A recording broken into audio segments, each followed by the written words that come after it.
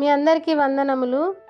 ఈరోజు మత్తయి సువార్త 5వ అధ్యాయం నుండి 7వ అధ్యాయం వరకు ఇందులో నుండి ప్రశ్నలకు సమాధానములు. మొదటి సమాధానము ప్రార్థన 5వ అధ్యాయము 44వ వచనము. రెండవ సమాధానము ద్రోహి 5వ అధ్యాయము 22వ వచనము.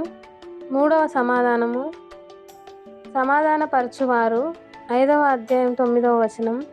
నాలుగవ సమాధానము దాని సంగతులను గూర్చి 6వ అధ్యాయము 34వ వచనము.